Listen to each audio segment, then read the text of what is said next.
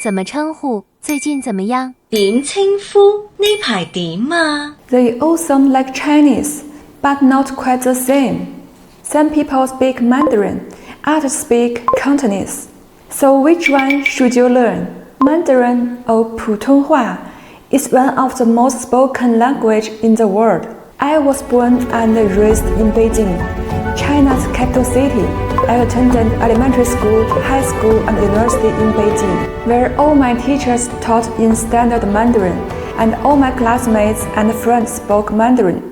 In Beijing, besides watching Cantonese TV dramas and listening to the Cantonese songs, I have no other opportunities to use Cantonese.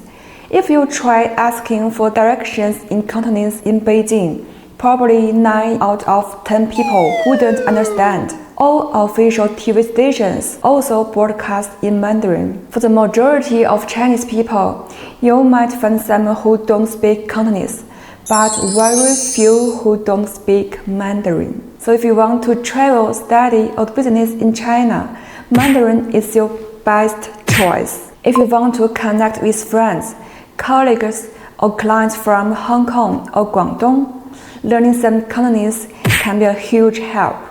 They will be very happy if you can speak Cantonese with them. But actually, many of them can also speak Mandarin with a Cantonese accent. They would have no problem understanding you if you spoke to them in Mandarin.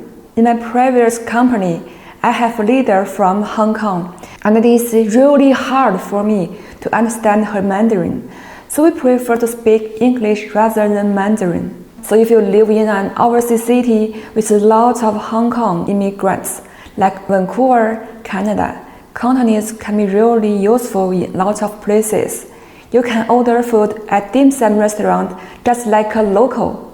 Mandarin has become increasingly popular due to a growing number of mainland Chinese immigrants. As for me, I now live in Vancouver.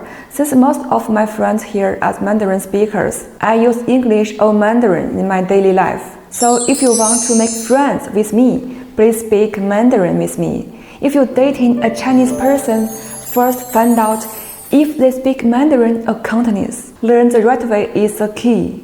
Some people say Cantonese is like singing, and the Mandarin is more like reciting. Mandarin is easier to start with. It has 4 tones.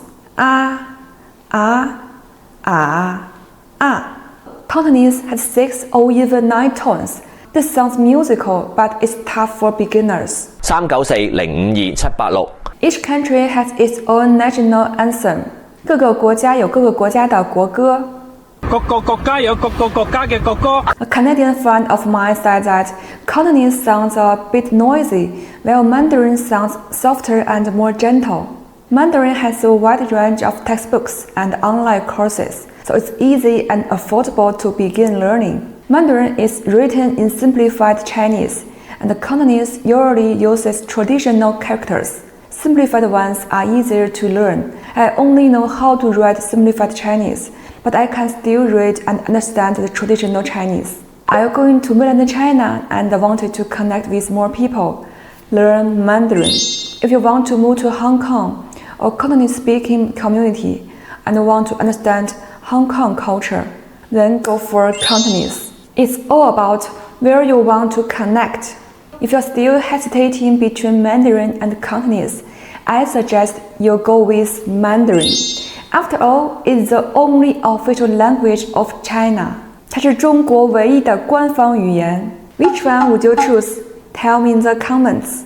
Please subscribe for more fun Chinese learning videos.